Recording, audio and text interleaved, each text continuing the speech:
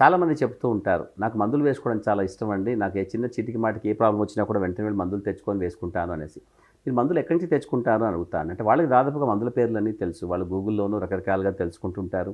లేదా వాళ్ళ కుటుంబ సభ్యులు ఎవరికైనా జబ్బులు ఏదైనా ఉంటే, ఆ జబ్బుల్లో ఒక ప్రిస్క్రిప్షన్ అంతా కూడా వాళ్ళు అవపోసన పట్టేస్తారు. లేదా మెడికల్ షాప్‌కెళ్ళి వాళ్ళ ఫ్రెండ్స్ ఎవరైనా ఉంటే వాళ్ళని అడిగి ఫలానా జబ్బని తెలుసుకొని, వాళ్ళు తెలిసే జ్ఞానాన్ని అక్కడి నుంచి పొంది ఆ మందులు వాళ్ళు వేసుకుంటూ, బహుశా ఈ జ్ఞానాన్ని వాళ్ళు విస్తృతపరిచి పక్కన వాళ్ళకి, అడిగిన వాళ్ళకి, అడిగిన వాళ్ళందరికీ కూడా వాళ్ళు మందులు ఇస్తూ, వాళ్ళు సైతం మందులు వేసుకునేలా చేస్తూ ఉంటారు.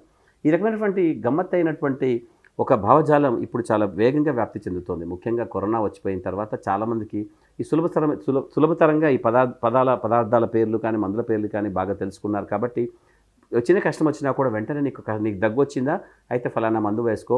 నీకు నీకు జలుబులా చేసిందా? వెంటనే అజిత్రాలు వేసుకో, డాక్సీ వేసుకో అంటూ వాళ్ళు ఊరికే చెప్పేస్తూ ఉన్నారు. ఒక్కటి మాత్రం నిజము.